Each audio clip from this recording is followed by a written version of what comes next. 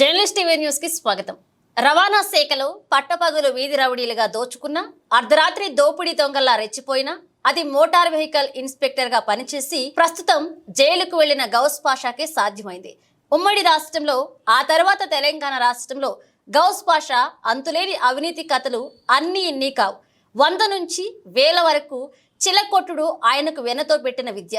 తిలాపాపం తలా పిడుకురు అన్న చందంగా రవాణా శాఖను శాసించిన పాపాల రాయుడి ప్రియశిష్యుడు గౌస్ పాషా అవినీతి అక్రమాలపై ఎన్నిసార్లు ఫిర్యాదు చేసినా చర్యలు మాత్రం శూన్యం.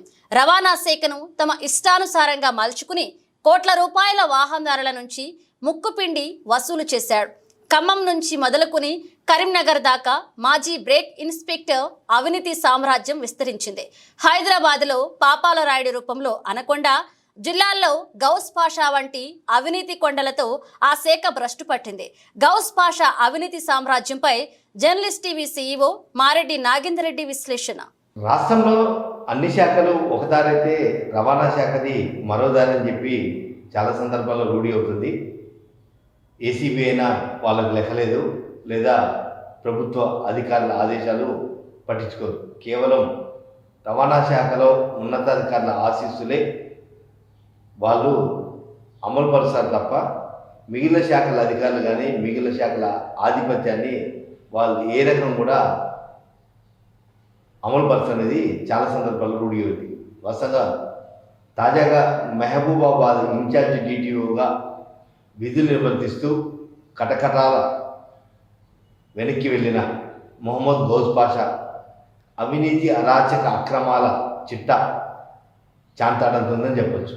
ఎందుకంటే 2014లో ఆనాడు జెమినీ స్టింగ్ ఆపరేషన్ చేసే సమయంలో రాష్ట్ర విభజనప్పుడు జరిగిన అవకతవకలు, ఫిట్నెస్ సర్టిఫికేట్ల మాయా ప్రపంచం, కోట్ల రూపాయల దందా ఇవన్నీ కూడా వెలుగులో తీసుకొచ్చిన ఆ విషయంలో ఎందుకు రవాణా శాఖ అధికారులు విచారణ జరపలేదు, సంబంధిత అధికారిపై చర్యలు తీసుకోలేదంటే దానికి ఇంతవరకు కూడా సమాధానం 10 సంవత్సరాలైనా కూడా దానికి సమాధానం ఇచ్చే నాదులే కరువయ్యాడు. అంటే ఆనాడు రవాణా శాఖలో డిప్యూటీ ట్రాన్స్పోర్ట్ కమిషనర్గా ఉన్న మిస్టర్ పాపాల రాయుడి ఆశీస్సులు, అండదండలు, అవినీతి అక్రమాల్లో ఆయన దండ్రు కొంత పాత్ర ఉండటంతో గౌస్ పాషా ఆడింది ఆట పాడింది పాడుగా కొనసాగింది. వాస్తవంగా 2014లో జెమినీ స్టింగ్ ఆపరేషన్ సమయంలో కానీ ఆ తర్వాత జరిగిన పరిణామాలను చూసుకుంటే 2795 ఫిట్నెస్ సర్టిఫికేట్లు ఉమ్మడి రాష్ట్రంలో, కేవలం ఆంధ్రప్రదేశ్ రాష్ట్రంలో సుదూర ప్రాంతాల భారీ వాహనాలు, వాణిజ్య వాహనాల్ని ఫిట్నెస్ సర్టిఫికేట్లు వాహనాలు రాకుండానే చేశారంటే ఒక్కొక్క వాహనానికి చిట్ట చివరిగా 50,000, అత్యధికంగా 2 లక్షల రూపాయలు ఒక్కొక్క లారీకి వసూలు చేశాడంటే నిజంగా ఆయన ధైర్యానికి మెచ్చుకోవాలా, లేదా ఆ గౌస్ పాషా వెనక ఉండి అండదండల నుంచి అందించిన పాపాల రాయుడి పాత్ర అనుకోవాలనేది కూడా అర్థం కాని పరిస్థితి. నిజంగా ఆ రోజు వైరా యూనిట్ ఆఫీస్ ముందు నుంచి వాహనం వెళ్ళాలంటే గజగజ వరుకుంటూ వెళ్ళే పరిస్థితి నిజంగా ఆ రోజుల్లో దాపురించిందని చెప్పవచ్చు. ఎందుకంటే 24 గంటల పాటు వాస్తవంగా ఒక ఉద్యోగి విధి ఉదయం 10 గంటల నుంచి సాయంత్రం 5 గంటల కంటే ఒక 8 గంటలు డ్యూటీ ఉంటుంది, ఆఫీస్ డ్యూటీ ఉంటుంది. ఆ తర్వాత ఎన్ఫోర్స్మెంట్ ఏమైనా ఉంటే ఒక 2-3 గంటలు ఉంటుంది. కానీ గంట వహించిన గౌస్ పాషా 24 గంటలు 24/7 ఆయన ఉన్నా లేకున్నా అటు తల్లాడు నుంచి ఇటు కొనిచెల దాకా ఆయన ప్రైవేట్ సైన్యం ద్విచక్ర వాహనాలతోటి విచ్చలవిడిగా కర్రలు పట్టుకొని లారీ డ్రైవర్లని, లారీ యజమానులని, వాహనాన్ని ఎక్కడక్కడ నిలిపి నిద్రపోతున్నా కూడా లేపి సీబుక్కులు హ్యాండ్ ఓవర్ చేసుకొని వాళ్ళ దగ్గర మామూలు తీసుకున్న తర్వాతే పంపించిన సందర్భాలు కోకొల్లలు. అటు సత్తుపల్లి, ఇటు కొత్తగూడెం, ఇటు ఖమ్మం, ఈ లారీ ట్రాన్స్పోర్ట్ అసోసియేషన్ ఇవన్నీ కదిలించిన గౌస్ పాషా అవినీతి చిట్టా చాంతాడంతో చెప్తారు. వైరాలో మొదలైన అవినీతి ప్రస్థానం అటు ఖమ్మం, ఇటు వరంగల్, ఇటు కరీంనగర్ దాకా ఆయన అవినీతి సామ్రాజ్యం విస్తరించింది. అయినా గత 10 ఏళ్ల నుంచి కూడా ఎందుకు అవినీతి నిరోధక శాఖ అధికారులు లేదా సంబంధిత రవాణా శాఖ ఉన్నతాధికారులు గౌస్ పాషాని టచ్ చేయలేకపోయారు అంటే కేవలం తను సంపాదించిన అక్రమ సంపాదనలో కొంతమేర వాటాలు ఇవ్వడం వల్లనే ఆ అవినీతి చక్రవర్తి ఇష్టానుసారంగా వ్యవహరించడం ఒక ప్రచారం కూడా రవాణా శాఖ కొనసాగుతుంది. వాస్తవంగా ఏదైనా అధికారి మీద ఆరోపణ వస్తే మొదటగా ఉన్నతాధికారులు విచారించి శాఖాపరమైన చర్యలు తీసుకుంటారు. కానీ గౌస్ బాషా అవేమీ పట్టనట్టుగా, అవేమీ ఆయన సంబంధం లేనట్టుగా రవాణా శాఖలో ఆయన ఆడింది ఆట పాడింది పాటగా ఈయన తా అంటే ఆ పైన ఉన్న పాపాలరాయుడు తందాన అంటూనే విచ్చలవిడిగా రవాణా శాఖని పచ్చి వీధి రౌడీ లెక్క రోడ్డు మీద కర్రలు పట్టుకొని వాహనదారుల నుంచి బలవంతంగా వసూలు చేసిన, బరి తెగించిన వ్యవస్థని గౌస్ బాషా నెలకొల్పాడు. ఆ గౌస్ బాషా సామ్రాజ్యానికి పైనుంచి ఆశీస్సులు రావడంతో ఇష్టానుసారంగా వివరించాడు.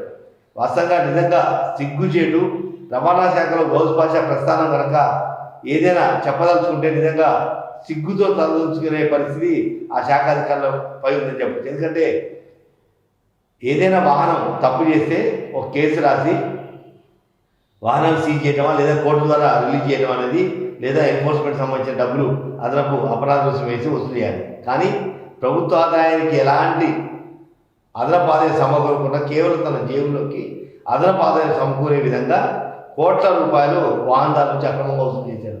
ఈ విషయంలో అటు 2014లోనే సంబంధిత